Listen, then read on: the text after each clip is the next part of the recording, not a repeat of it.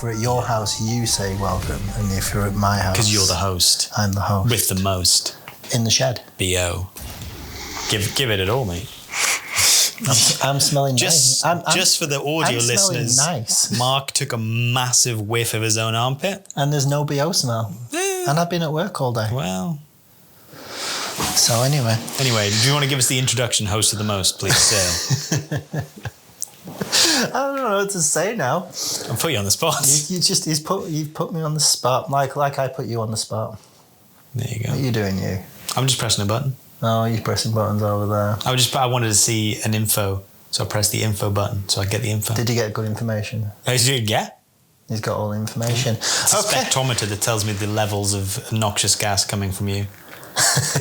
Woo, peaking. Is it peaking well? Is it picking up? Yeah. Okay. Well, actually, I didn't check that. It is, though. Okay, so welcome to Grimdark Dumb. My name is Mark, and his name is...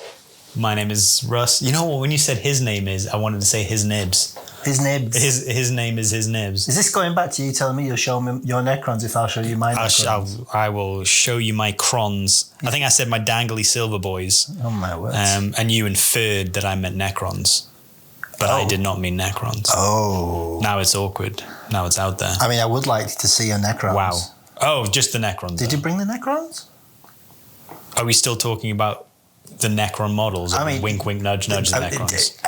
I don't know what you're talking about, but I'd assume if you've brought the models, you'll have both. No, I didn't bring them. I have got them, and I started painting them. I didn't bring the Deathwatch either. Yeah, so you've brought me nothing. I brought you nothing. We do have the cards in the book, okay. and today we're going to be reviewing the Deathwatch Kill Team. Well, today I am really excited because we are talking about Tomb World. Tomb World in general. I know nothing. See, they send everything to Russ. Yeah. And Russ doesn't tell me anything. And then he turns up like half an hour after he sends a text. I'm coming round. Prepare yourself. Yeah, I am descending. I'm here with nothing. I skimmed the article. Yeah. And you get a new kill terrain. Like, it's not called a kill terrain, is it? What's it called? Kill zone. A kill zone. And it's going to be quite similar to the... Into the Dark, which I've only played one game of. No, really? Yeah. Well, we've played one game. That's the only game I've played one in the shop, surely. Yeah, and that's 2 games then, yeah. Only 2 games? But I don't know the rules to either, because I'm pretty sure in the shop I cheated. Yeah. And against you, I definitely will have cheated. Yeah, will have done. So it's going to be a learning experience for me. Well, yeah. We should play more Into the Dark then, because it's great. Well, we're going to play some Tomb World. Oh, you know what? It's because you don't have Into the Dark. I have got a pre-order of Tomb World. Of Tomb World. It's just because we play at your house and I can't be bothered to bring terrain round, which is why we don't often play Into the Dark. There you go. But Tomb World is basically Into the Dark with teleport pads. It's near. I mean, we can go over it at some point. I'm sure maybe we'll even do a Tomb World episode. Who knows? Because this one's specifically going to be about the Deathwatch Kill Team, which is also super exciting. Yeah, but yeah, Tomb World, great. Into the Dark with teleport pads. We'll get into it. Into the Dark's so much fun. It is the best. But obviously, I'm against it because I like to main wreckers. Yeah, that's not good. And they ain't going to do too well in this. Well, you were thinking about the Necrons, which I was surprised. I'm going to read the rules. Yeah, of course. You know, we were all aware of the size of my brain. Yeah. The tangerine that is. It's the function of it. Yeah. Oh, right. Okay. Anyway, so we got the Deathwatch team. Yeah, there's no quotes. It's Space Marines. Yeah. And these are people who they work with the Inquisition, and are they naughty? Are they being punished? Is that why they're at the Deathwatch, or?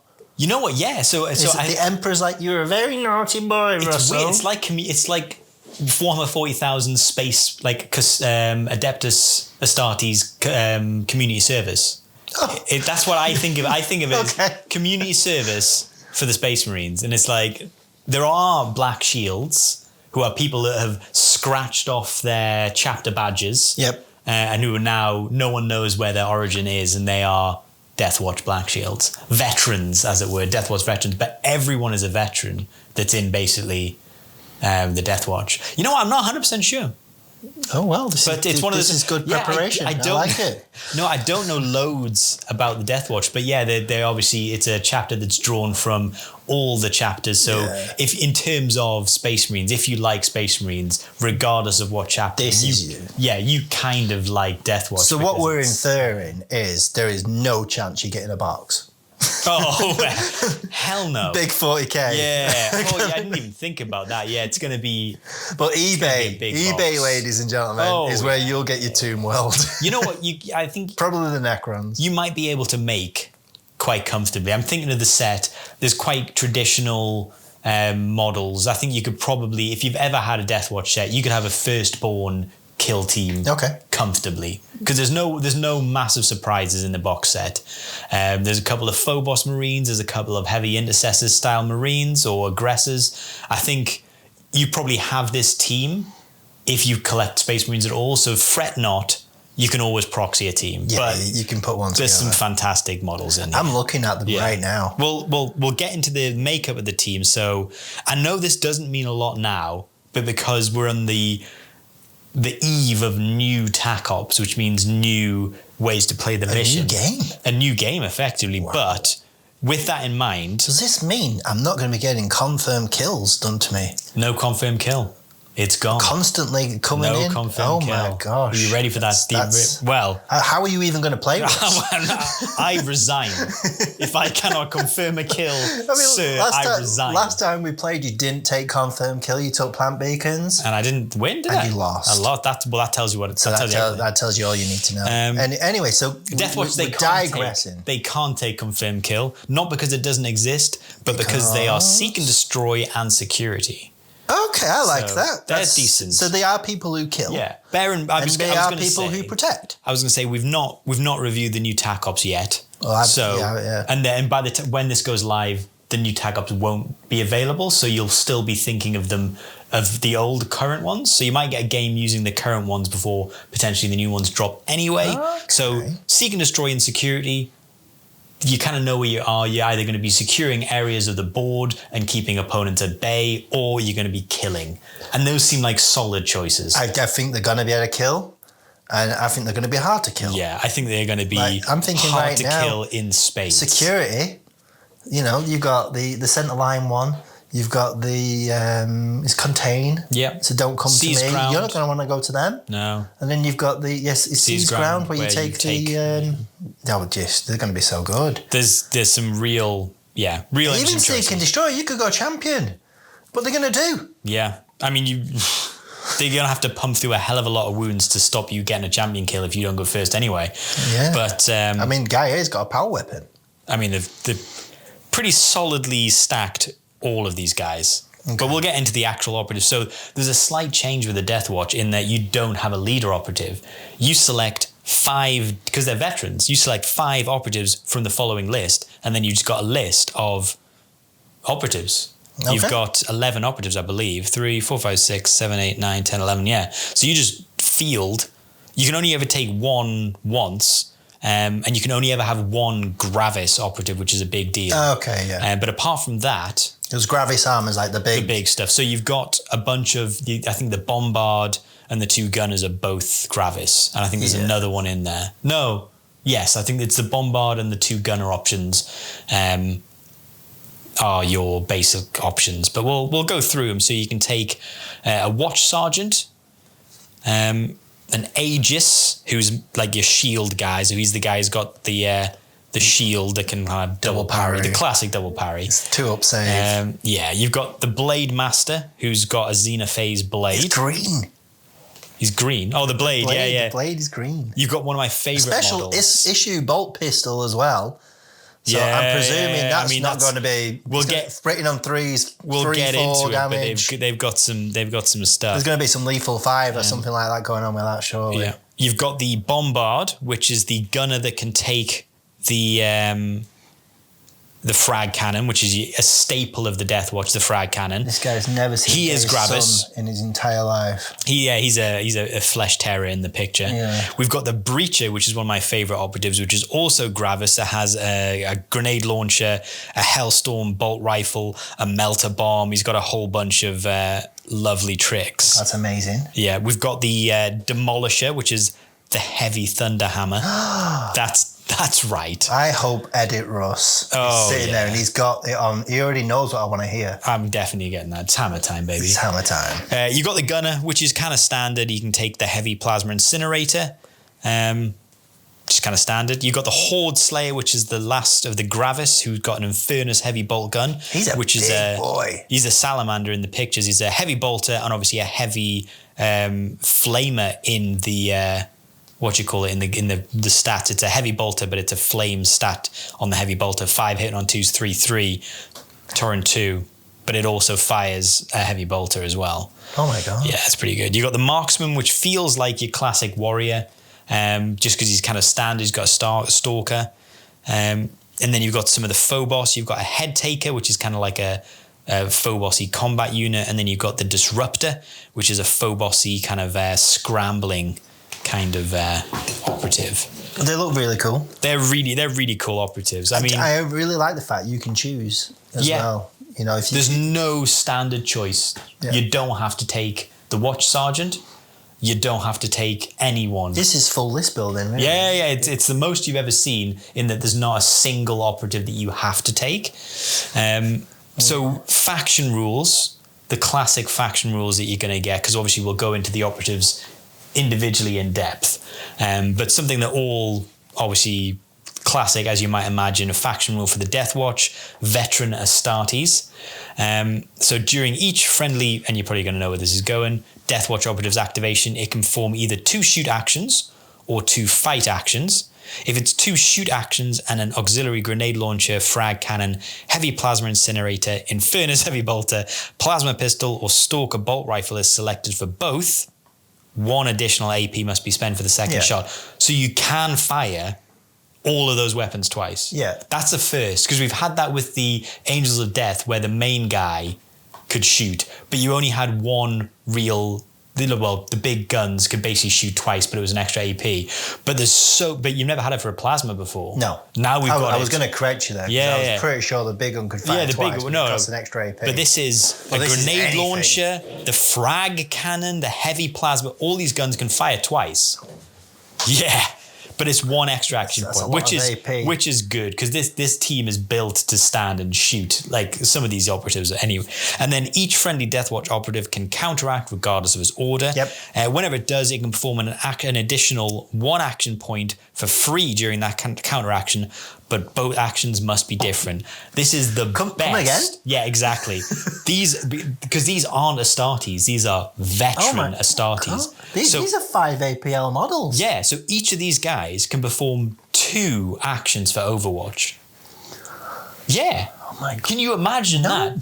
It's insane. They're going to destroy hordes. Yeah. So you can shoot, charge, fight. In 1 turn, an operative can do 5 actions.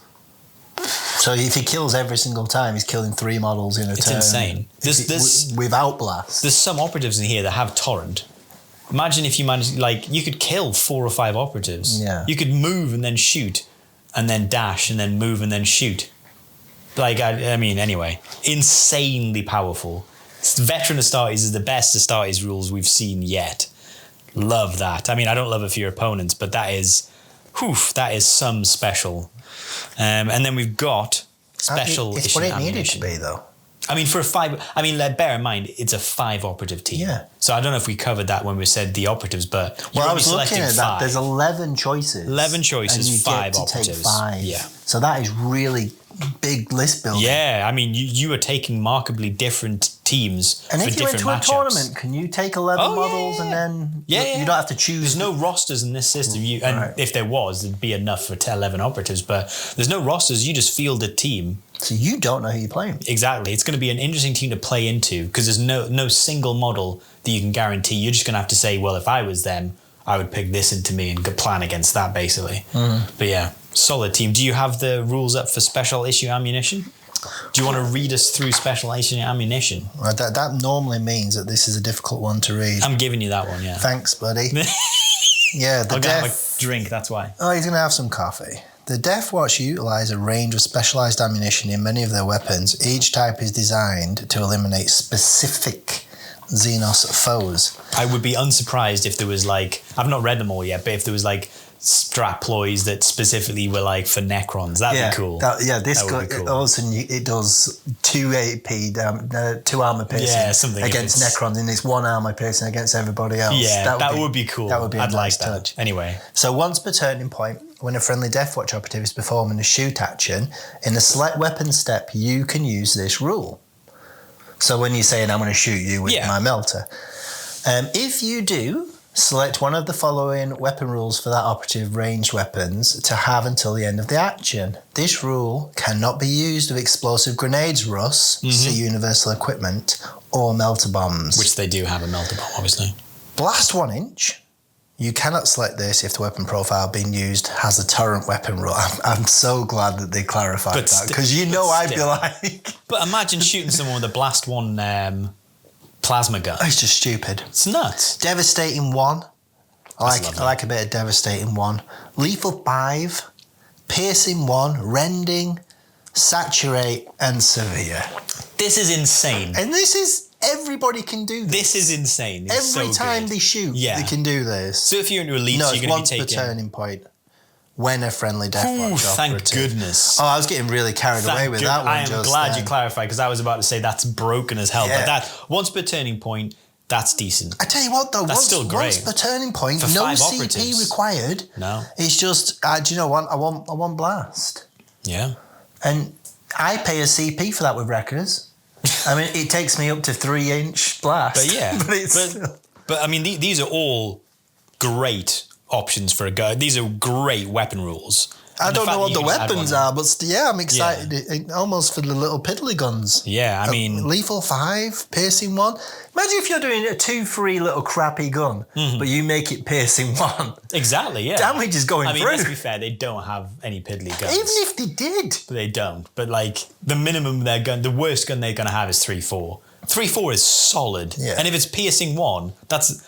You're looking borderline minimum 7 damage going through. In the previous version of Kill Team, 3-4 was not solid. It was good. Yeah. Whereas this season, it's it's 3-4. It's 3-4. Yeah. It's a space marine. It's okay, I guess. Yeah. But that's the 2 rules that they get for just being themselves. That's simple enough. I was going to say it is, though, isn't it? It's a solid, simple rule. Your counteraction is great. Your shooting once per turn gets a lovely buff, and you can double shoot with some weapons. Yeah. It's I really hope solid. Games Workshop have not just made 10,000 of these boxes. I hope they've made 25,000 at least, minimum. if not more, because everybody's got... This is the new Space Marine team. Yeah. Oh, yeah. That's why the Angels got the unnecessary nerf that they got. I mean, yeah. This team is looking solid. Thing is, though, with 5 operatives, it's going to be a mental load, easy team to run. Yeah. Which means, I don't know, I just feel like people are going to be hitting the ground running with this team. Again, with 5 operatives, you make a mistake. I still think there's issues. It's a big mistake. I was going to say 5, but then we look at the Necron team. It's a similar team, but they just have a few more ablative wounds with their warriors coming back from the dead. But solid looking team. Let's have a look. So, strategic ploys, is that where we're on next? Yep. Okay, so they're not going to be in order, but I'm going to put them in order. Just read them in the way they are. Well, I don't have the cards, don't Mission tactics, please. No, I'm going to go for strategic ploy, and they shall know no fear. Because that is alphabetically I know first. That one. Well, I was going to say it's the same. You can ignore any changes to the stats of any friendly Deathwatch operative from being injured, including their weapon stats. So basically, you can ignore being injured. Solid CP. I was going to say turn 3, turn 4, stable. 100%. Yeah, 100%. These guys have got a lot of wounds. So like you say, turn 3, you're probably using a turn 3 and 4 to make sure they're not too slowed down. But that is a classic Space Marine one. Okay. We've got mission tactics next up alphabetically. Yep. Select conceal or engage. Whenever a friendly Deathwatch operative is shooting against or fighting against an enemy operative that has that order, that friendly operative's weapons have the balanced weapon rule. I like that. That's a decent one. So 1 CP for multiple balance. I was going to say, I think that's it, isn't it? It's 1 CP for balanced across the board. And you're shooting twice per turning point, maybe thrice if you go into counteract. But this is fighting as well, so it's fighting. Yeah, so it's combat normally as well. They split them up, so you have to pay one for fighting. You have to pay one for shooting. These guys get them both, so you can charge it if you're picking someone on engage. If it's turn 3, by that point, everyone's in engage. You charge, you fight someone and engage with a balance reroll, and you shoot someone with engage with a balance reroll. It's a lovely way of getting a bunch of. I do like the way they've said select, conceal, or engage, because it doesn't just mean this. It means it's not blank. You've got to make some choices at least. Yeah. Clarify. Does that mean all my operatives who were on conceal at the start of the strategic? No, when you make your move. I assume. Right. So basically, you select engage because you can't shoot when you operative is shooting against or fighting against an enemy operative that has that order.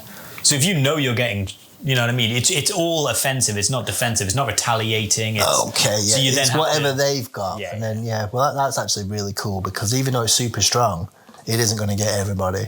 No. Unless you're playing me with commandos, because everybody's going to be on conceal. Well, that's the thing. Everyone's going to be on conceal. Yeah.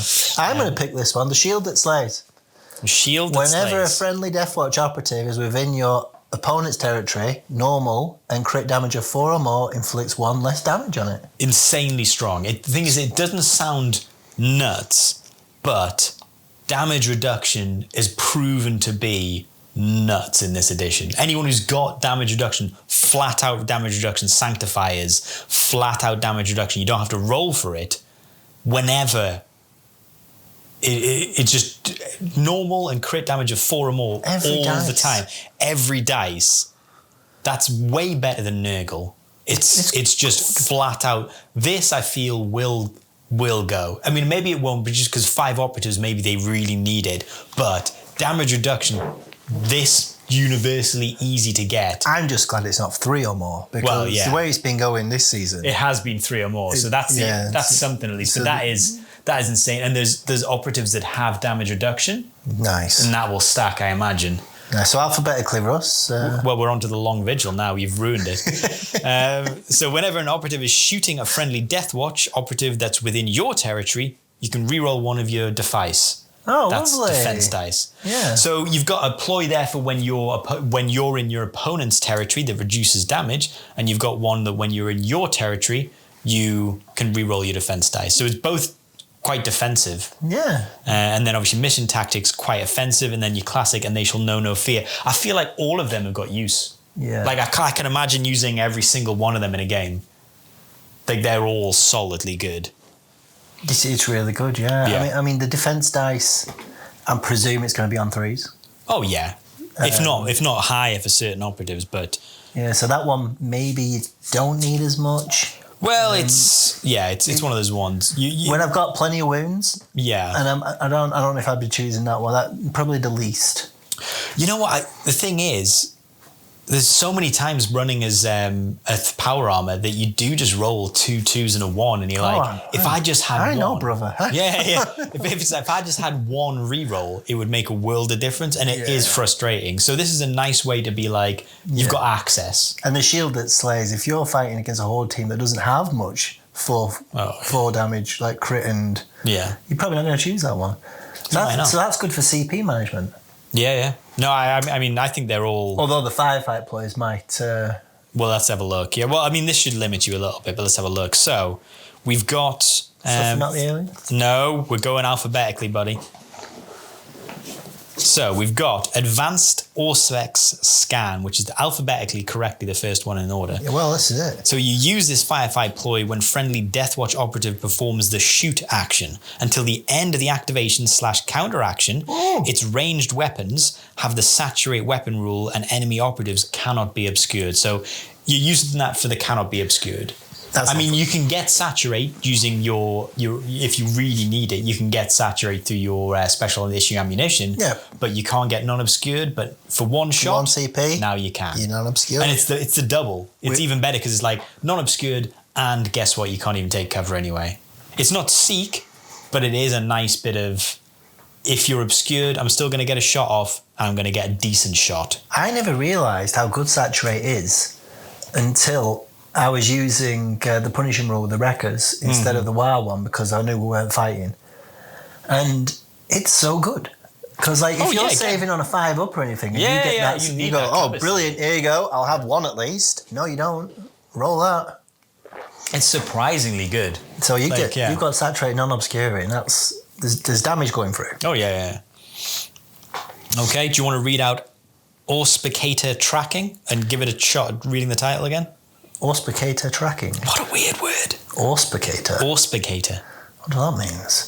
And a little bit of the funky text says, neurally connected to a Battle Brother's senses, auspicator lenses can improve their data prescience to almost precognitive levels. Use this firefight ploy when a friendly Deathwatch operative is counteracting.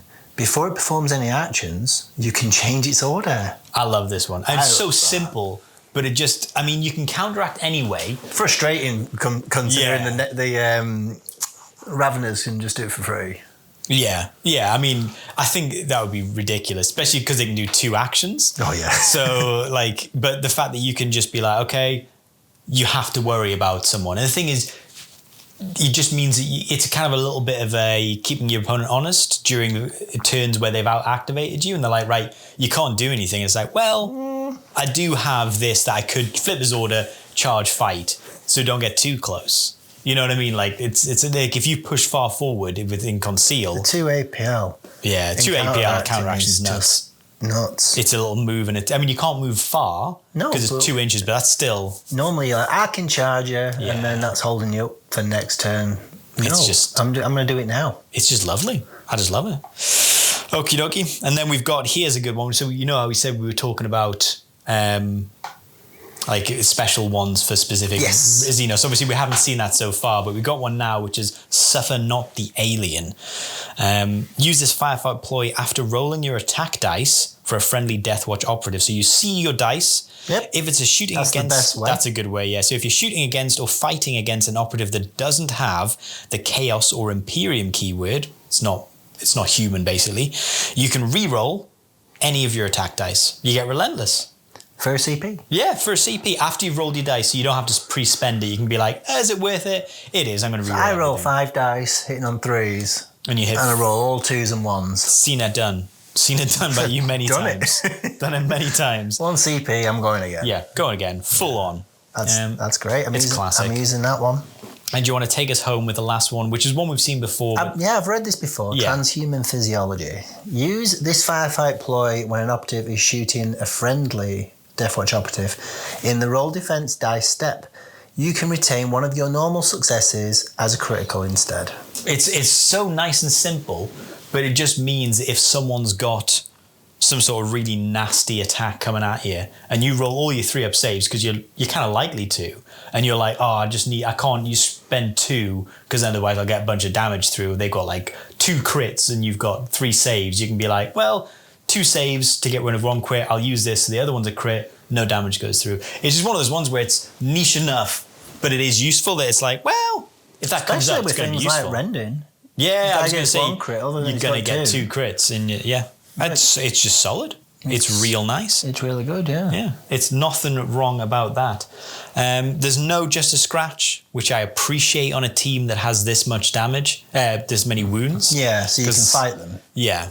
So I'm glad there's no just a scratch because that would be much too much. But what they've got is great and is what you would expect. Not injured for a turn because obviously 5 operatives, if they start becoming injured, are going to get very slow and it's going to be a feel bad if some of them are just hitting on 4s or 5s because then what can they do? Whereas I don't mind that. I think that's decent. And then the rest of the strat ploys seem good and the firefight ploys seem like you're going to use. Pardon me, you're going to use them. I would spend a CP on every single one of these. Yeah, I think you would. I think you will. Not every time. No, but there's a solid. But yeah. And the nice, so far, everything's easy.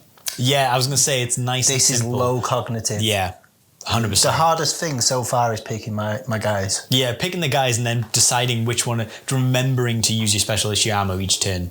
Because you'll have to be like, okay, I haven't used it this turn, remember to use it. I've only got 5 guys, which shot do I take?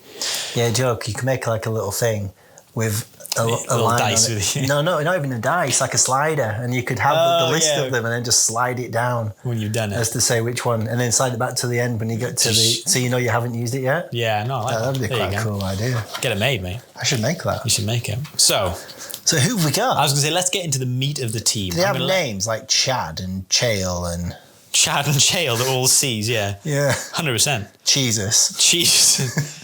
Shreggery. Yeah, Shreg. So, you've got the book. I'm going to let you pick because oddly enough, the operative list is in alphabetical order. Oh, is it really? Well, they normally are. This says Deathwatch Sergeant as the first guy. I didn't think S was that far down the Watch Sergeant. I guess they're traditionally the leaders, aren't they? The Sergeant. The Deathwatch Watch Sergeant. Yeah. So he's got 3. The Deathwatch Watch. The Deathwatch Watch Sergeant. That's a bit of a miss, isn't it? The Deathwatch Watch Sergeant. Yeah. It feels clumsy. But he's just the Watch Sergeant. He's just the Deathwatch Sergeant. No, he's the Watch Sergeant. He's the Watch Sergeant. He's just in the Deathwatch. He might not be the Sergeant. Well, he is the Sergeant. But he's the Watch Sergeant. Just when they're looking. Yeah. If they're listening, this dude's nowhere to be seen. Nowhere to be seen. No. He can't help you. Yeah. Anyway. 3 APL. Your classic. 6-inch move. Obviously. 3 up save. Love it. 15 wounds. 15 wounds, it's a solid. I mean, it's as solid a stat line as you're going to get. But he's not the leader because there are no leaders. No, and you will notice that 15 wounds is pretty much average among the team. They dip to 13 at the lowest and 18 at the highest, but this guy's not special. I'm seeing an 18. Yeah. He's got a plasma pistol. Yep. He's standard and supercharged, and he's got a power weapon. So the 5 attacks on the power weapon as well. Lovely. Frightening.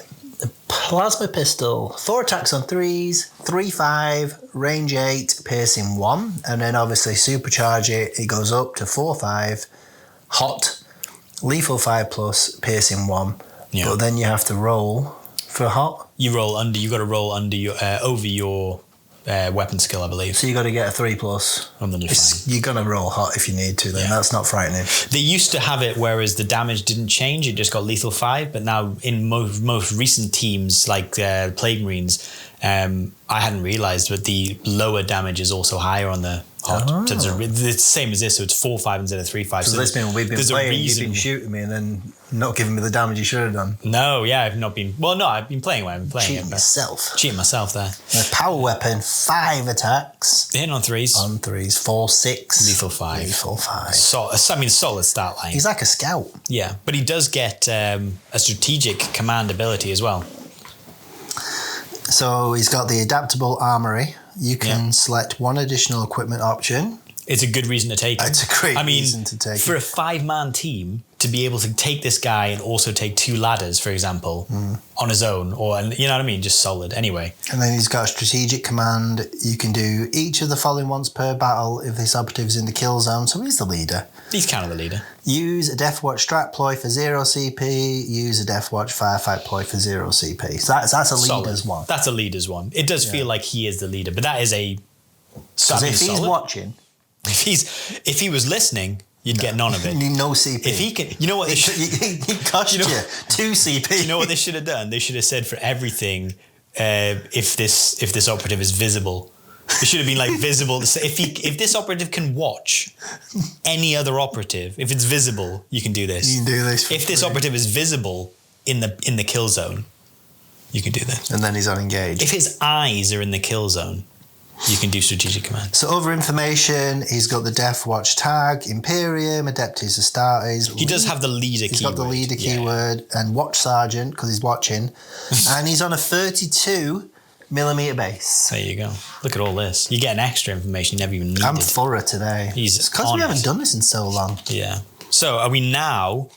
This is alphabetical. Now we're on, so we should be the Aegis. Yes. I love this dude. This model's awesome. Is this not a boat in like the American Navy? The Aegis, probably. Yeah, I think it's like the one that detects the missiles. That sounds very valid. Defensive, doesn't it? Well, there you go.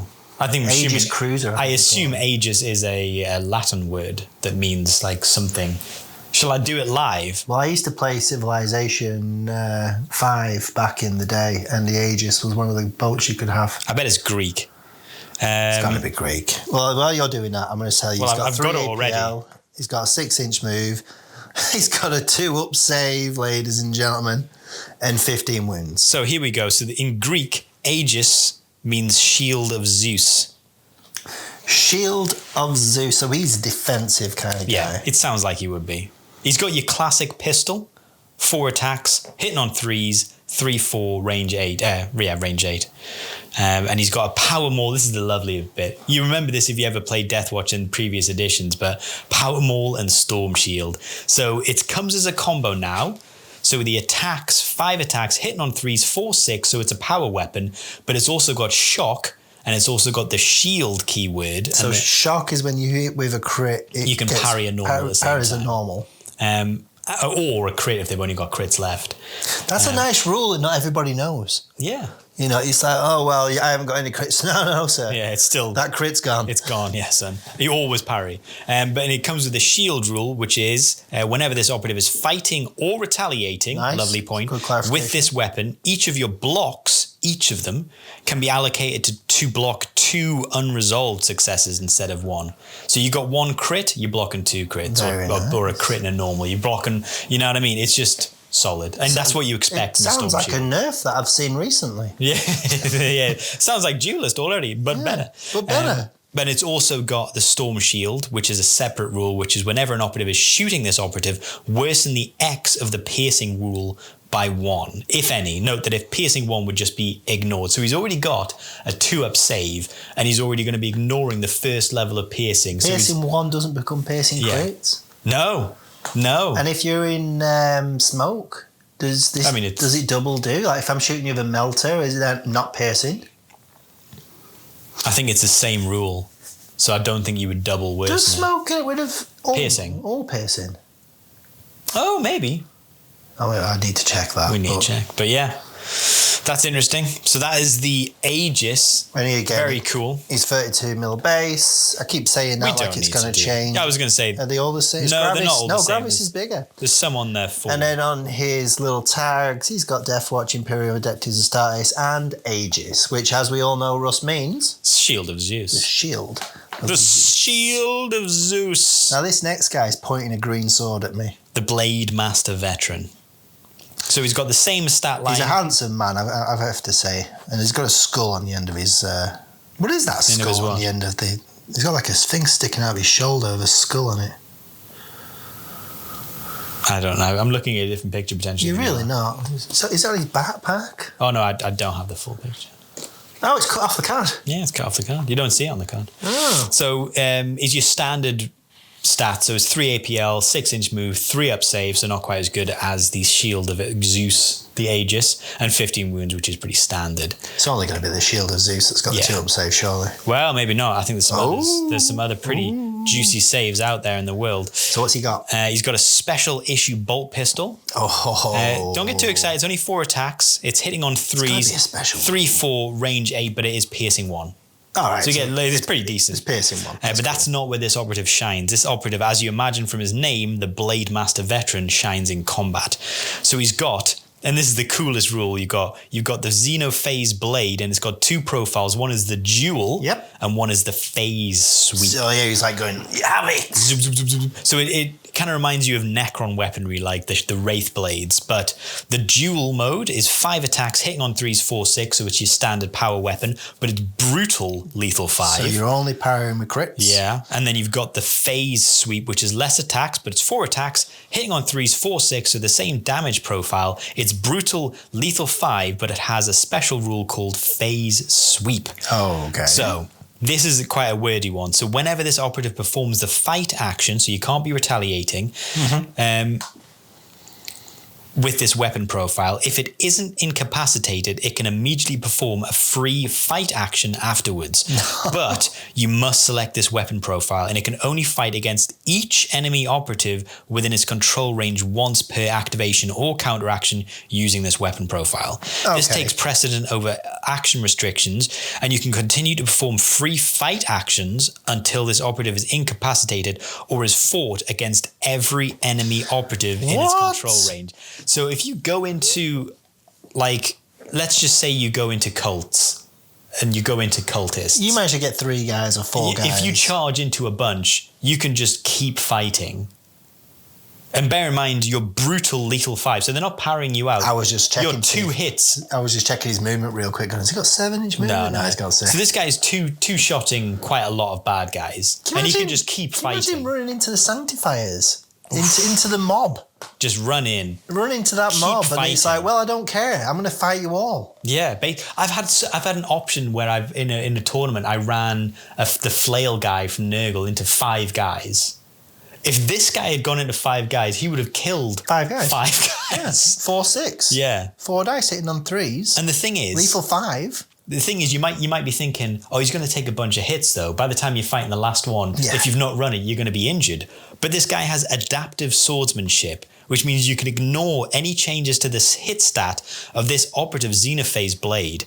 Whenever this operative is fighting or retaliating now, you can resolve one of your successes before the normal order. If you do, that success must be used to block. He's got fight first. Yeah. So he's got fight first, but he has to block first. But he ignores the stat change. He's always going to be hitting on 3s with this weapon. Or 2s if you've got combat support, but always 3s. So it doesn't matter if you run him in without and they shall know no fear and he gets injured in this melee, he's still hitting on 3s. And if your opponent only gets one hit, he's blocked it anyway. He's parrying it before. It's nuts. This guy's potential damage, and we talk about this bunch because there's a couple of operatives that have insane potential damage, like the rocket hammer guy from the Wreckers. But he's got some insane potential damage to not group, but like individually one-on-one combat. He can just be absolutely dishing out the damage. So many dice. Yeah, he's a fun model. Like if you're going into Let me just check a rule real quick. Special ammunition rule. Once per turning point when a friendly Deathwatch operative is... Oh. You saw where I was going with that. So you could. Sadly, no, it is range. Oh, but what else could you use to make this better out of these ploys? He doesn't need anything better. He's very good. Yeah, none of these ploys are going to do anything for him, are they? But yeah, so he's an absolutely solid unit. Speaking of solid units, if my alphabet song in my head is correct, we should be coming up to the Breacher veteran? Mine says... Oh, the Bombard veteran. Sorry. The song went wrong in my head. I'd like you to sing that song. So we're on the Deathwatch Bombard veteran. Bombard. Give us the rundown of this guy, because this is the first of the Gravis. He's the first of the beasts. Yeah. So he's got 3 APL. Still good. 5-inch move. There you go. Which explains why the Angels got their nice little buff. Mm-hmm. If you can call them a buff. Saves on a 3-up, and it's got 18 wounds. 18 chonkin wounds to get through. Now this guy... Well, they always did have 18 wounds, didn't they? He's basically a heavy intercessor. Yeah. Or Gravis armor. So this guy is pretty light on rules, but it's for a very good reason. It's a very good reason. Yeah, so give it. And you know what I love? I love that this guy's also got the bolt pistol. He's got a bolt pistol. Yeah, I love it. So he can shoot with a bolt pistol. I mean, I don't know why he would, because none of the other weapons are heavy. That's the insane thing. Yeah. Isn't that the insane thing? The frag cannon is not heavy. So, but let's go through it. Yeah. On 3s, 3/4s, range 8. Everybody knows what a bolt pistol is. But frag cannon. Exclusive to the Deathwatch. He's got 2 versions of this. There's a shell and a shrapnel. Mm-hmm. So the shell is 4 attacks on 3s, 5/7 Russ. Nuts damage. And piercing 1. It's nuts. So 5/7. I'm hitting on 3s, so you're going to get 3 of hits, them are going through. But it's 5. And you've got 2 dice. Yeah. So you're getting 5 at least. And then you've got the shrapnel version, which gives you an extra dice. So 5 attacks on 3s, 4/5, torrent, 2 inches. I mean, and the thing is, as you said before, it's not heavy. It's always torrent 1 inch. Yeah. So it's a hell of a torrent fire, but you can potentially deliver this after 8 inches of movement. Yeah. It's insane. It's crazy. It's insane. He does have fists as well. And then he can do it again. When he goes into counteract. He's still going again. This is your 5th move. You move him out. You shoot all these guys in the 2 inch. I mean, sanctifiers potentially. Yeah. And then you don't kill them all. You go again. Yeah. If they don't kill him, it's like playing against the Battleclad. Yeah. Kill him. He's going to be an issue. Or I'm going to do it again. Yeah, you know what's happening next. He's coming back again. And then he's got his fists. Yes. 4 attacks on 3s, 3/4, standard Space Marine. Yeah, he's a classic. But he's a big boy. Yeah. You know, you'd think they'd give him 4/5 or something. He's a big lad. You know what? I wouldn't be mad at 3/5. 3/5, yeah. Or 4/4. Just to show that he's hitting a little bit harder. Because he's like in Space Marine game. Yeah. When he's kicking. I was going to say... You're getting booted with grav armor. I was going to say, that's going to hurt. They should say kick instead of fists. Yeah, or like shoulder barge. Games Workshop? Why? It should just be crush. Crush. It should be like crush person's head. And then we'll give him the rules of the Wrecker from the Ravenous, where he just rolls them over, and we'll do a dice roll. Yeah. Oh, we're getting a bit silly now. Just move on like that. Okay. So this... You can go Breach now if you want, mate. Yeah, I'll go Breacher. So the Deathwatch Breacher Veteran, that's one of my favourite models. 1 second, we didn't say. He's on a 40mm. He's on a 40, yeah. He's Gravis, yeah. He's a big boy. He's a big boy. Speaking of another Gravis, also on the 40mm, same stat profile, 3, 5, 3 up save, 18 wounds. But I love this model. This model is such a great model. You've got 4 profiles of shooting, if you can believe it. Oh. So you've got an auxiliary grenade launcher, which is going to give you a mix of frag and crack. So you've got your frag, which is 4, hitting on 3s, 2-4, but blast 2. And you've got the crack, which is your classic 4, hitting on 3s, 4-5, piercing 1. You've then got your standard Hellstorm bolt rifle, which is kind of feels like a new one. It's 4 attacks, hitting on 3s, but 4-5, torrent 1. Okay. Bear in mind, this guy might be a decent choice of your special edition ammo, giving him torrent 1 and maybe piercing 1, so why not? And then you've got a melter bomb. So this is also another Deathwatch staple, the melter bomb. So it's 4 attacks, hitting on 3s, 5-3, but you can guarantee you're getting devastating 3. It's range 3. Ooh. Devastating 3, heavy, so reposition only, limited 1, piercing 2. Ooh. Don't get a lot of piercing 2 these days. Don't. And you can put rending on that. Yeah. No, you can't use, I don't think you can use special issue ammunition on the melter bomb, because I think it calls it out. It does say something about... you can't use the melter bomb. Yeah, I didn't think you could, but still, very good. Solid. I mean, that's a hell of a lot of utility in a gunner. Damage. Yeah, I mean, this is Horde, this is Elite, this is Super Elite. This guy is shooting Torrent, Blast, Piercing, and Piercing 2, Devastating 3. Like, he's got the most utility of shooting I think I've seen any model have. You only get 1 Gravis guy, is it? Yeah. So that's what I mean. I want them both. I want them both so far, and we've got another one to come. Fists. Yeah, he's got fists again. Should be 3-5, but it's 3-3. 40mm base, and his keywords are Deathwatch, Imperium, Adeptus Astartes, Gravis, and Breacher. We didn't say it at the last one, but they are the same: Imperium, Adeptus Astartes, Gravis, and Bombard. Yeah. So if the song in my head is correct, we should be now on the Disruptor Veteran. So, do you want to read us through? Because this is a Thunder. Do you want to read us through the stat line of this one? Because this is our first faux bossy. Hang on. Who did you say it was? The Demolisher. The song went wrong again. The Demolisher Veteran. Yeah? He's got the Thunderhammer. Yeah. I was thinking of the Disruptor. I got the name wrong. Yeah, that's why I was singing the song. Thunder. Editor Russ, put the music in.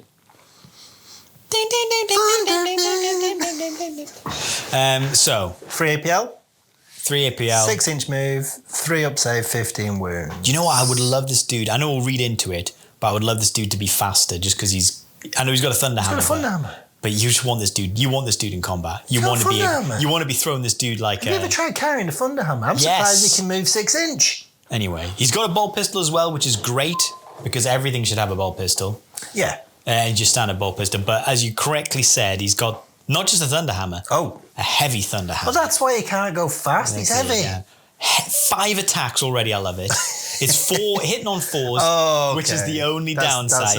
But the thing is, though, this is what the Butcher for Legionaries, they did not wrong, but the first time round, he was 4 attacks hitting on 4s, which ultimately meant you got between 1 and 2 hits. This still means you're going to get 3. Yeah. 3 to 2 hits, maybe. Yeah. But a 6-7 shock stun, I mean, that's good night. But anyway. So shock parry's one of theirs. I was going to say... What does stun do? Stun, if you retain a crit, they get -1 APL. No. But I don't... You know what? As much as I love it... He's going to be dying. Yeah, exactly. I kind of think... Unless it's someone who's big. Yeah. Like you could... I think they're kind of slow down a Ravener or something like that. I think the intention is maybe this guy's... If you're going into those big teams, I think... We'll read the rest of his rules, but based on this currently, stun's superfluous into any other team that's not Raveners or Wreckers. Yeah, because you're going to kill anything with 2 hits of this. You should do. Yeah, but so he's got rules. Brutal assault. So whenever this operative is fighting, not retaliating, its heavy thunderhammer has the brutal weapon rule. Okay. Which makes sense. It should be in there anyway. Whenever this operative performs the charge action, its heavy thunderhammer has the ceaseless weapon rule until the end of the activation / counter action, which is great because 5 attacks hitting on 4s, you really need some rerolls baked in. And now you potentially can get that with your mission actions getting conceal or engage, but having that and ceaseless does kind of mean this guy almost feels relentless.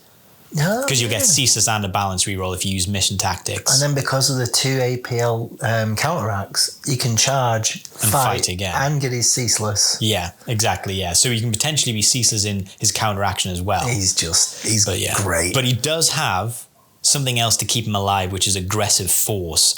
So whenever this operative is fighting or retaliating, back to both, you subtract 1 from both damage stats of the weapons the enemy operative in that sequence has to a minimum of 2. See, I like the fact it's a minimum of 2, because when you're hitting with 2 damage, like a grot, it's so insulting. When he just reduces it. He reduces it to 1. You're like, come on. I hit a 5. I hit a 5, man. I needed a 6 to hit, and I only did 2 damage. But this guy potentially is going to be hitten by both. He's going to be in your opponent's half. So he might be the only one who's in the opponent's half. Yeah, but he's going to be potentially getting damage reduction from both sides if you drop that ploy as well. So this guy is going to be staying alive much longer than you think he is. I'm not seeing a medic. No, you're not seeing a medic. No. But now we've got the Disruptor Veteran. So this is our first Phobos, so go through the stats on this dude. Okay, so just because I've started this is the way I'm going to continue. The Demolisher guy had 32 mil base. Why? This seems like a hill that you're dying on, and no one wants it. I will die. All right. We're going to stop this right now. Okay, it's all 32 mil base. Gravis is 40, and they all just have their names. Yeah. If you've got Gravis, it's in the keywords. Right. The Deathwatch Disruptor Veteran is 3 APL. Yep. 7-inch movement. Lovely. Which is amazing. But you're going to pay for it. 3 up save. Yep. And 13 wounds. And that's where you pay. So you'd lose 2 wounds to get an inch on movement. That's not bad. I would trade that all day long. I don't think that's terrible. This guy's terrible. so useful. Yeah. He's got a gun and his fists. Yep. The gun is a marksman's bolt carbine, which looks a little bit vanilla. Lethal 5's pretty decent though. Yeah, 4 attacks on 3s, 3-4 lethal 5. So he is a full boss. But you could be piercing lethal 5. You could rending. Rending lethal 5 is probably what you'd go for, isn't it? Yeah. It's decent. It's decent. Because, because as we know, it still works. Yeah. The lethal 5 and rending lethal still 5 works. Still it's works. only if you've retained a dice with accurate. Let's not go down that. But this dude is rules heavy. Yeah, which is why I thought you could read this guy. So Advanced Omni Scrambler. It's a strategic gambit, so this one's free. Yep. Select 1 enemy operative, visible to or within 6 inches of this. Oh, this is the Watch Sergeant. I'm hitting the roof. You've got it in, Ross. It's in. It's not in there, guys. That's just me. Should be in there. So visible to or within 6 inches of this operative. Then roll 1d6. In the following firefight phase, that enemy operative cannot be activated or perform actions until one of the following is true. Your opponent has activated a number of enemy operatives equal to the result of the d6. It's the last enemy operative to be activated. So this is basically just straight from the Phobos team. Is that not the leader? From Omni Scramble. From the Phobos. I don't know if it's the leader directly, but that's basically directly from the Phobos, and it was such a good thing. It's amazing. Yeah, I mean, obviously, Battleclade can ignore it for that CP. Oh yeah, you did that to me. But that, I mean, that's for every other team. That is a fantastic rule, especially if someone's like, if you're playing another elite and they've gone forward to get someone in position, you can be like, well, he's not going to go until 4 turns. That shuts down. Strategic gambit, and it's free. Just to clarify for me, because you know I'm slow. Yeah, it's in the strategy phase. Yeah, in the strategic phase. I mean, it is linked to him, so he's going to be. He has to be on the. He has to be well positioned. But still, you've got one of the best things Phobos has got. Yeah, basically. It is limited to that one guy, and he has to be the linchpin of it. So if you want to be using this, he has to be quite far forward. But 7-inch movement means he can probably be quite far forward safely. Quite far forward, yeah. He's also got another rule. Yes, Auspex triangulation. Oh, I was going to struggle to say that. Well, there you go. I saved you the space. Triangulation. Because I love you. Oh, he loves me. He loves me. He loves you. It's not what he was saying before we started recording this. Oh, well, that's because you're horrible. Anyway, the advanced Auspex scan Firefight Ploy costs you 0 CP when both of the following are true. This operative isn't within control range of enemy operatives. The target of that shoot action, primary target, if relevant, is visible to this operative. What? That's going to be fairly simple to do. Yeah. No, it doesn't have to be this operative performing the shoot action. So you get advanced Auspex scan for free, essentially, every turn, as long as this guy isn't fighting anyone. I was going to say, the thing is, this is just a rule attached to this operative, so... Because it says doesn't have to be this operative performing the shoot. At any point, you can say, okay, this guy doesn't have anyone within his control range, and he can see the guy that I'm about to shoot. So I'm going to use advanced Auspex scan, which is the cannot be obscured and saturate for free. For free.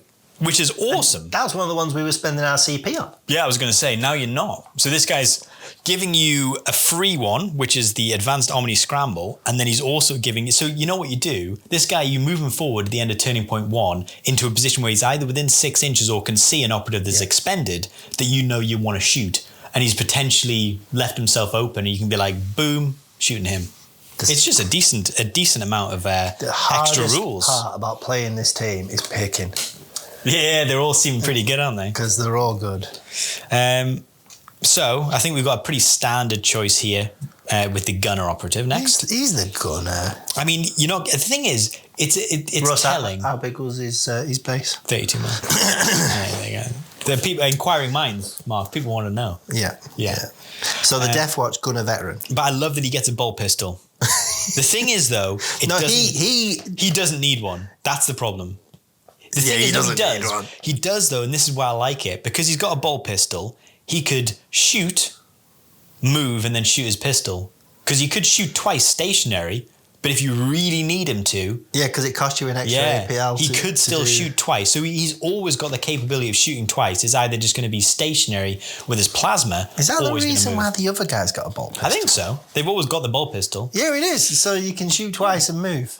Yeah. But anyway, the heavy plasma incinerator has 2 profiles, but it's exactly as you imagine, except it's 5 attacks. Yeah. So it's 5 hitting on 3s, 4-6, piercing 1, or it's 5 hitting on 3s, 5-6, because you get the extra damage, hot, lethal 5, piercing 1. And the hot roll is going to be a 3 up, and I'll be taking those odds. Yeah, I was going to say, for 5-6, when it was just lethal 5, it wasn't necessarily worth it, but now it's an extra normal damage. I think it's always not always worth it. Well, it depends. I mean, you've got 4-6 going through. If you're fighting someone with 8 wounds, it's not worth going hot. It depends, obviously.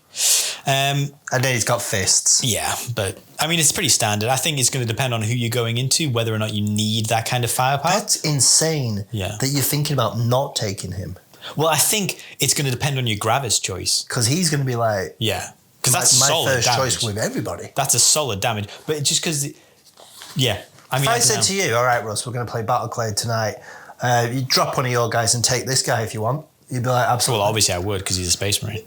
But that's what I'm saying, is he's not... Yeah. It's insane. This is the first one we've looked at and gone, Yeah, I was going to say. But the thing is that level of damage output's insane. Insane. Okay. Yeah. So the next one is the Head Taker Veteran. The song worked in my head. So this is your other Phobos. I've got a feeling he's going to be aggressive. Yeah, so he basically feels like your scout. So it's the Phobos Marine stats, so 3 APL, 7-inch movement, 3 save, and 13 wounds. And he's got your standard. Interesting that you said to me he's the scout, because I've said to you scouts should have 7-inch movement for a long time, and you always shoot me down. I don't think I would ever shoot that down. They should have 7-inch movement. I think that's fine. That's how you fix scouts. Yeah. Although if you're thinking about them technically, is the one thing they're missing lore-wise the black carapace? No, they've got the carapace. They've got the carapace. But what they don't have the full armour on. It's just literally the full armour. I think they're just wearing normal pants. At least that's how I'd painted them. I'm sure they're missing something. They've got carapace, because my heavy gunner's got a carapace. Yeah, of course he has. Anyway, so this guy, the head taker. The head taker. This has got to be a one-on-one. Which was my nickname in high school. I thought it was the head giver. Hey. Joke's on you, it was neither. I didn't have a nickname because nobody liked me. Joke's on you. Nothing's changed. Oh, the memories. Special issue bolt pistol. Yep, classic. That's the piercing one, I was going to say it's decent. It's decent. Anything piercing 134 is good. It is. It's just a good gun. Yeah. And then he's got combat knives. He's got 2 of them. Knives. So he's got 5 attacks, which is obviously 10 dice because he's got 2 of them. Yeah, that's how it works. Is that how it works? That's how it works. No, 5 attacks on 3s. But it's solid. 4 or 5 damage. I mean, that's solid. There's no special rules there, but I mean, You've got 5 dice. You're that was 5 dice is awesome, and we do obviously have 2 quite wordy rules. Oh yeah, look. So you've got grab, shoot, and grapnel launcher. So that means he's going to be able to climb and drop. Yeah, so whenever his operative is climbing, treat the vertical distance as 2, regardless of how far the operative actually moves vertically. Yep. And whenever this operative is dropping, ignore the vertical distance. Perfect. That's great. Now, I'd like the guy who gives you all the freebies to have had that, because then you could have just shot him up to the top or something and saying, I can see you! Yeah, the disruptor dude. That would be good. But he doesn't. But that's really good. Yeah. I mean, the Scouts Hunter has got that basic. Well, no, he has to pay for drops, doesn't he? I think it's the Aquilon guy who's got. Oh, it's like a bit of the best of both. Yeah, it's basically giving you the best of both. But if you want to read out Clandestine Head Taker, because this is very cool.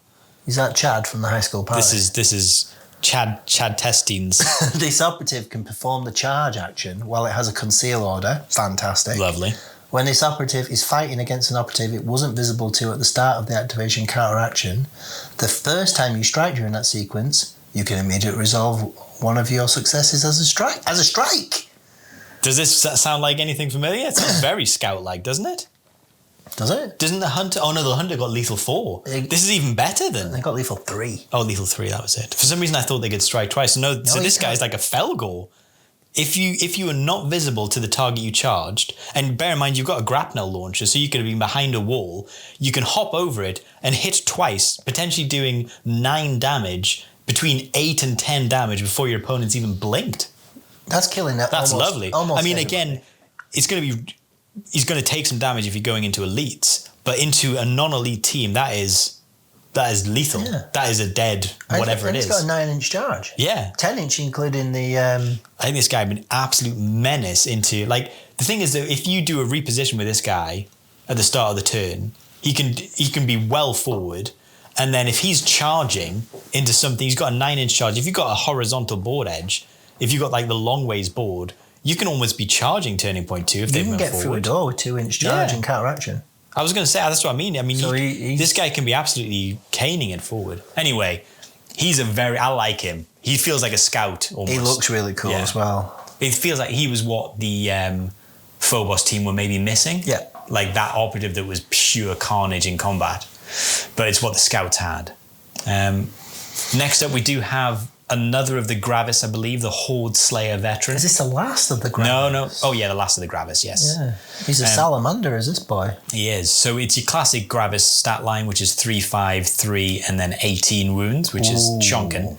And this is the other kind of classic bespoke weapon that the Deathwatch get. Bolt pistol. He does get a bolt pistol, which it's so... I would love for the heavy gunner in the Plague Marines to get the bolt pistol. He should have It's one. useful. He should have one. He gets the bolt pistol, which you want. He does have 3 other profiles to shoot, though.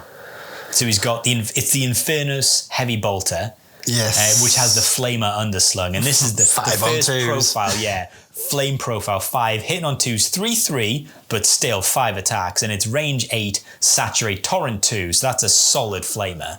It's not quite as good as some of the flamers out there, which you kind of think is a bit of a shame because it's meant to be like the best flamer, which you get like 4/4 flamers now, which is a bit shocking. I don't know, because if you had a flamer that's a designed flamer, that should be better than this one that's attached to a gun. I don't know. I think this should be better. Have you seen the size of the tiny little tank of fuel that's on it as well? It's this little tiny little well, we'll get a little pocket size. Okay, we'll let him off. Tiny bit of fuel. But he does have the classic heavy bolter as well. So he's got the focused, which is 5 hitting on 3s, 4/5 piercing crits. Yep. And then he has the sweeping, which is 4 attacks, hitting on 3s, 4/5 piercing crits, but also torrent 1. Yep. And fists for melee. Do you know what I think feels a little bit odd? Is that with special ammunition, you could just take the 5 attacks hitting on 3s, 4, 5 piercing crits and make it blast 1, which is better than Torrent. Yeah, blast 1. I feel that's Torrent 2 though. Huh? It's Torrent 2, not blast 1. This is Torrent 1. Oh, you mean he's sweeping? Yeah, the sweeping. Oh, like, I was confused between your flaming. Yeah, with the special ammunition. But if you've already used it. I'm just saying, like, the fact that you've got 5 hitting on 3s, 4, 5 piercing crits and the option to make that blast 1. I mean, I would use that over the Infernus. Yeah, but if you've already used it. But I'm just saying that's a great option to make that blast. Yeah, but you know what though? The Gravis, this is the one I'm not taking. You know what? I think I'm taking the Frag. The Frag or the bomb blast. I think I'm taking the Frag too. Bombard or the bomb blast. I can't. The Breacher or the Bombard is the ones I'm racing towards. It's hard to know. Yeah, the Breacher's got the Frag in the cracks. Yeah. Hellstone and the Melter Bomb. I think he might be my choice. And your Bombard is the guy who's got the 5/7. I was going to say that's the problem though. The fact that you can only take one Gravis. I still think though it's such a hard choice. For me, it's this one with the frag grenades, the Breacher, the bolt rifle. I think his versatility. Yeah, I think that's it. His utility, the fact that he can combat leaks. You know what? That'll be the wrong pick though. Yeah, everyone's going to go with that one because well, look, I get all this. It turns out you don't need any of that. You just need a really big gun. It doesn't matter. The versatility when you're doing 5/7 damage. But this takes us to the last operative, which is the Marksman Veteran. Yep. Which kind of feels like out of all of them, he's the warrior. He's not, but it kind of feels that way. So he's got a Stalker bolt rifle, which we've seen before, which is 2 profiles, mobile and heavy. The mobile is just your standard bolter, hitting on 4 attacks, hitting on 3s, 3, 4. And then he's got the heavy profile, which is dash only, but then you get 3, 5 hitting on 2s, lethal 5, piercing crits 1. So that's better than it's ever been before. You're not missing. Yeah, that's real nice. Yeah. And then obviously fists, but you do get a rule. Yeah, funky rule, which is we've seen this in Phobos as well, which is Vigilant Marksman, and basically you can perform the guard action regardless of the kill zone. Yeah. So you can perform it in Volcus, Octarius. Although it's not as good as it used to be because now you can't counteract if you do use the guard. It's true. And when using the close quarters rules, once per turning point after this operative performs a free shoot action on guard, it can immediately perform a free guard action. So you can. However, if it does, it cannot counteract. You just did counteract. But it's funny that you mentioned that, Mark, because this guy can actually shoot and then do it again. Yeah, because you didn't clarify before, he's got 3 APL, 6, yes. 3, 15. Well, I mean, I think everyone knows. But they know, but we need to say... I've got this in front of me. If I was listening to this, I'd be like, Russell. Could have all the wounds in the world. So what we're going to do, we'll do the faction equipment before we go back and I think maybe try and pick our favourite operatives. So I'm going to do them in alphabetical because I don't like the way that they do this. Ammunition reserve. Once per battle, you can use a special issue ammunition faction for up to 2 shoot actions during one turning point, but you must select different weapon rules for both uses. This takes precedence over the normal special issue ammunition rules. You're taking that every time. Every time. Every time. I don't think there's a question. You're just taking that because then you can use your main rule twice. Because that's something I would pay a CP for. Yeah, 100%. I think. And now I'm paying 2 CPs, but I'm getting both for free. You taken, yeah. You're not paying 2 CP. It's a faction. That's what I'm saying. It's free. Yeah. I would pay a CP. You would pay 2 CP. I'd pay CP twice. Yeah. Digital weapons. Digital weapons, the next one. So once per turning point, when a friendly Deathwatch operative performs the fight action at the start of the roll attack dice steps, you can use this rule. If you do, you inflict 1 damage on the enemy operative in that sequence. This is such a weird one. A little cheeky one. Yeah. What's your break points? That's the thing. So if I'm fighting 3-4 fists. Yeah. What's your break point? So you're saying I've got 8 wounds. Okay. Yeah, I can see it. Or you got 7 wounds. But I think 2 normals is killing a 7 wound guy. Yeah, but with 2 normal, but a normal and a crit would do the same. But what if I don't get the crit? It's a weird one, but you can do it at the start of the roll attack dice step. I don't know if this was ever... At the start of the roll? What if it knocks him into injury? Yeah. You know, you're sitting there on 5 wounds and a 10 wound. I knock you down to 4. And now 1 crit kills you. You have to take this at the start of the game and it's not going to be apparent if this is ever going to be useful.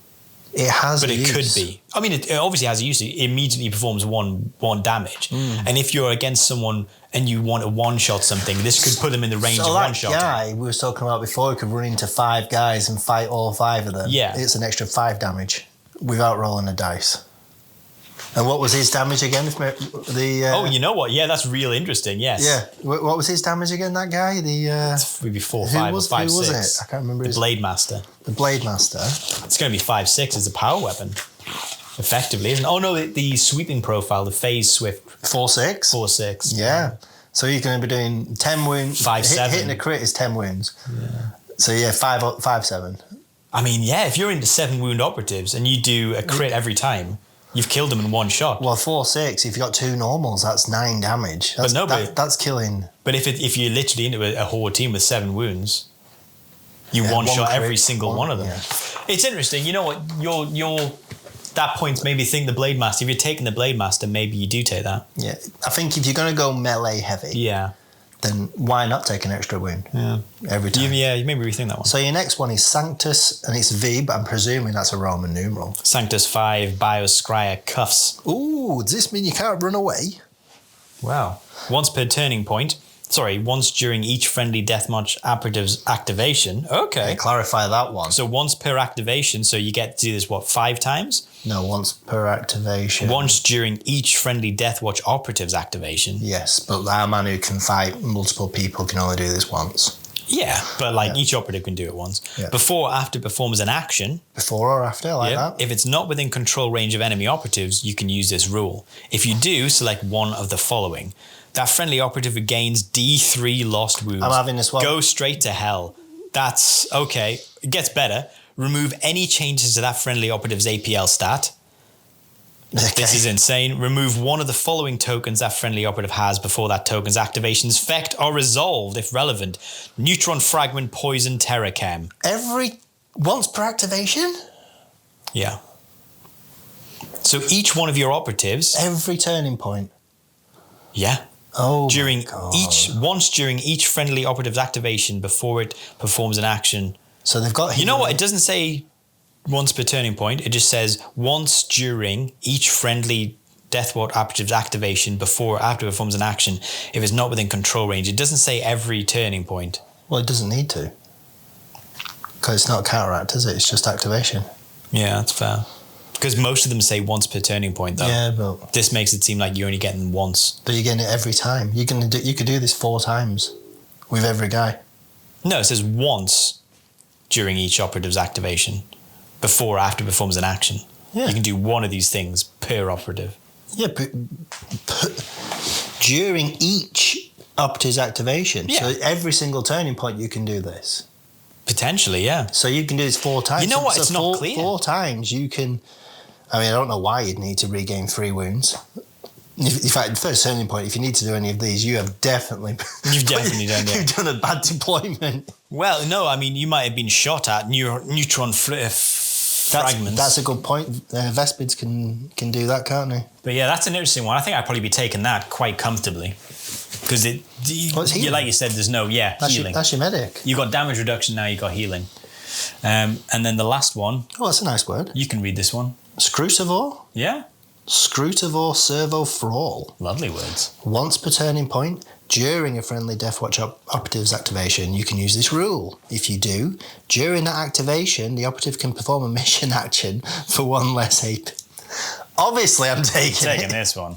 Having an enemy operative within its control range doesn't prevent that friendly operative from performing that mission action. However, in such an instance, after it does so, you and your opponent roll off. If your opponent wins, you cannot use this equipment for the rest of the battle. I love that. That is a nice little... That.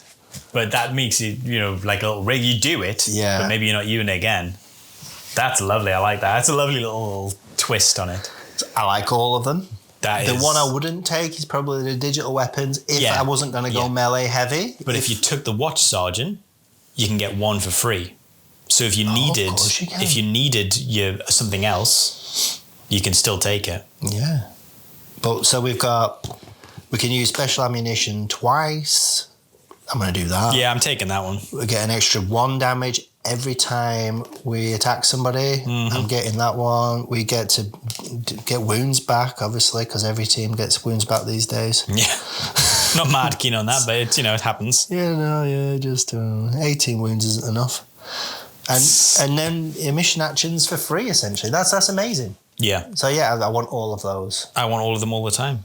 I was going to say let's pick our favourite operatives, but I honestly think it's going to be, with this much list building, very difficult. You're going to be, it doesn't make a difference. I think I can tell you. I think we'll just pick out a standout. Yeah, just pick a standout favourite. Yeah. Do you have one? Oh, crikey! Now I say it. I'm going to give you 3. Okay. One of them, because he's got a Thunderhammer. The Demolisher, the Thunderhammer. Anyone who doesn't pick him is not a friend of mine. Yeah. You always take it. Yeah, I mean, yeah, he's an instant classic. Yeah. And the Blade Master, because he's got 2 swords and he's amazing. He's the guy who can run in and do some stuff. And I like the guy with the shield. The Aegis, yeah. I like him as well. He's great. I tell you my favourite model. I don't even pick all of those 3 at once, though. So my favourite model is the Breacher, which is one of the Gravis. He's the guy with the auxiliary grenade launcher, the Hellstorm, and the Melter Bomb. And he is honestly my favourite looking model. Is he? Yeah, I don't know why. It's something about it. I really like it. It's a fun model. Because even the Thunderhammer guy, it's a Space Wolf. They've proxied him on this. Yeah. I would have thought you'd have liked him. No, I like them all. But I think the team's got such utility in the list building, and some of the operatives really have it as well, that I feel like you can't really say who you're going to take, who you're taking with you, because it's going to completely depend on the mission. It's going to completely depend on your opponent, which is fun to say. Well, it's fun to have 11 operatives. If I'm going to operatives. attempt to put a list together real quick now, I'm going to take the Breacher Veteran, who's got the crack. Yeah, so that's your Gravis. So that's my Gravis. Yeah, so no more Gravis. I think I'm going to take the Demolisher. The Watch Sergeant, because I want the freebies. Yeah, that's a good choice. And then, who am I going into? So we're doing a bit of fighting. I'm going to take the Blade Master. I'm going to take the Aegis. And now I need a gun. Now you need one more. You've got one. Can you believe you've only got one more choice? I know, and I need a gun. Do you just take the Gunner? I think I just take the Gunner. I think that's pretty solid. But then the thing is, though, I take the Marksman Veteran because he's got the Stalk 4 dice on 2s, lethal 5 crits. But then, so let's say you take him. I'm just going to briefly tell you what you've left on the table, and this is nuts. This is going to hurt me so much. Yeah. So you've left the heavy Thunderhammer on the table. You've left the Bombard, which is fine. You've left the other 2 Gunner, basically, which I don't think that's a crazy thing. But see, here's what you left on the table: the Disruptor. So the freebie of saying your opponent can't activate. Oh no! And you get, exactly, yeah. How good is that operative that's left on the table? Well, if I was to take that one, I'd drop the Sarge. But I'm just saying, but then if you drop the Sarge, you're not getting the free Deathwatch strategy ploy or firefight ploy for free, and you're not getting the additional equipment. And then you've left the Gunner, which is not massive, but you're also left the Head Taker, which is the charge from Conceal, Clandestine. That's how good these operatives are, that they're left on the table. Such a good team. I think, it's almost impossible to pick the team. I love I was going to say, like you, I love the Heavy Thunderhammer, the Demolisher. And I've said before, the Breach is my favourite physical model. And I think his utility in shooting means I'm probably always picking him to come with me shooting, because he's just got so much going on. And I think I love the Aegis. I just love the defense. If you can drop him in your opponent's lines, or on the centre point, he's a good. Take this centre point. He's a control piece. Yeah, you want your opponents to have to charge him. Because you're just going to be. You can live in combat with this guy comfortably, and if people are shooting him, like, more fool you. He's got a 2-up save and he ignores piercing. He ignores 1 level of piercing, but not a lot of people have 2. Got a lot. I feel like. And even if you do, he's got 15 wounds and a 2-up save. He saves the 2 that you get through. So you have to be hitting with a lot of dice. I remember going against Breachers, and I could not believe how tanky the guy with the shield was. Yeah. Because I didn't have much AP, so I was struggling to do anything against him.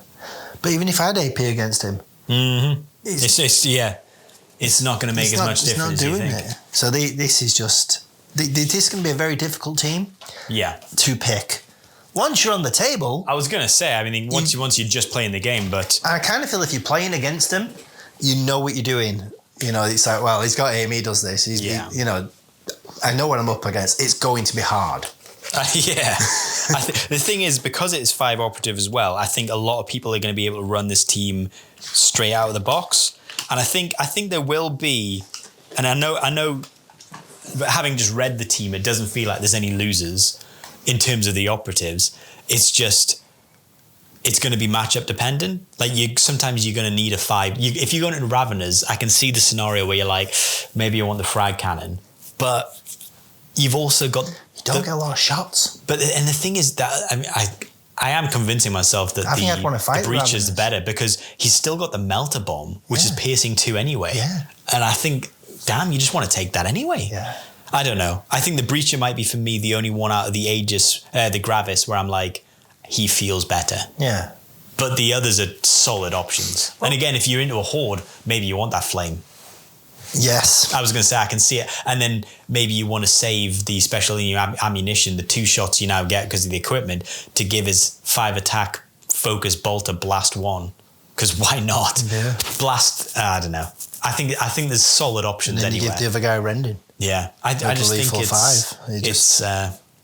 they've got, I mean, they do what Deathwatch should do, which is they have a lot of different tools for whatever team you're going into. If you're going into, you know what I mean, Raveners, if you're going into any of these orc teams, you're going to take different operatives. Yeah. This feels like a team you can lose the game before you start. Yeah. If you pick the wrong guys. Yeah. At the end of the game, you say to your opponent, good game, mate. What did I do wrong? You didn't. And they'd be like, why didn't you take the breacher? Yeah. It feels like this is the only team in the game currently where team composition actually matters quite a lot. Massively. There's never been a team that's had this many, I don't feel like anyway, this many, maybe Hunterclade, this many options for operatives to be like, you take 5 out of 11. Yeah, Hunterclade people didn't like that. No. Well, they're great. Yeah, so this has been the Deathwatch team, and I think they're an absolutely chunking solid team. Yeah. I'm looking forward to seeing these guys a lot, because I feel like you will see them a lot.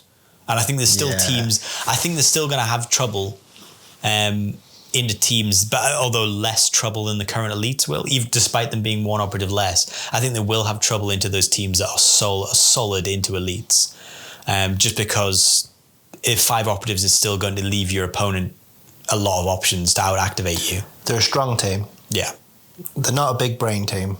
No, which is great. They so that you could do a tournament with 5 games. Oh, I'm definitely running a tournament with these guys just because it's going to be fun. Yeah, it's going to be great. People will still probably play you. Like I know right now, there's like someone says, "Oh, I'm taking Goremongers or Sanctifiers." You'd be like, "I don't really want to play you." Yeah. Like this team, you're like, "Yeah, okay, I'll have a go at that." Yeah, because elites, it's still quite fun going into elites because you know you can out activate them, and the game plan into elites is quite. It still feels solid because it's like they're not going to swarm me. The moves are going to be quite deliberate. I just need to out activate, and that's still the game plan into these guys. It's just a new team, so you've got to be slightly wary, and their operatives have got some serious actions, and then you don't know what your opponent's going to bring, which brings in the fun element of who am I going to face this time. It's a fun, honest team. Yeah. They have got rules. They do have damage reduction, but it's honest damage reduction. Yeah, and they do have heal. Honest damage reduction. They have heal, but it's not guaranteed D3. Heal because it's D3, which isn't massive. Yeah. And you might want to choose one of the other ones. Yeah, you might be picking to get rid of a stat. Yeah. Mm-hmm. Yeah. So, because if you get that radiation one in turning point 1, that's going to, what is it, D3 or is it? D3 plus 1 maybe? It's a bit, isn't it, that one? Yeah, it's the sniper one, so it's basically means to kill you off. But you can get rid of it before it resolves, which I'm glad they've clarified. It's before it resolves, you can get rid of it. That's a fight in the making. I'm surprised they haven't done Blaze. Because it's literally only 3. It says you can remove one of the following. I guess it's because of Xenos. Because you can roll off Blaze, though, can't you? Well, it's Xenos stuff as well, I'm assuming. Oh. Well, no, it's not, because Terra Chem's Night Lords, so it's not. So ignore that. So who was it that you... So they're doing Vespids... Night Lords and what was the last Poison. one? Poison. So yeah, bunch of people. Raveners do Poison, so do Nurgle. So do Death. That's such a good piece of equipment. Yeah, it's great. I mean, you're going to use it anyway because it's got so much utility. You can use it to heal, reduce APL, or that. Yeah. I mean, it's situational, but you can use it. It's good. But yeah, solid team. I think they'll be great. I think they're going to be fun. I'll give them a go. Definitely. I'll give them a go. But then the next one obviously is going to be quite exciting, which we'll talk about in the next episode. The Necron team. The Necron team. Well, now you've determined that this one has to come out first. You're going to show me my your Necrons. My crusty crons. Of course this one has to go out first. This is the Deathwatch. It's what the game's named after. Yeah. This is Kill Team. Kill Team. Kill Team. Kill Team, buddy. If you've read any of the Inquisition books, they've had Deathwatch in them. Mm-hmm. It's just fun. It is good. Well, that's going to wrap up this episode of... That is Deathwatch. Grimdark and Dumb. Yeah. I've been... Rusty Roo. I was going to say I've been Mark. Why was I doing that? I'm just dreaming. You're just sitting there trying to look cool the whole time. I wondered what you were doing. Trying to look cool. I wondered. Please. What this guy. Please. He's going to show me. I'm succeeding. He's going to show me his Necrons at some point. And my name is Mark. Thank you for listening. Yeah.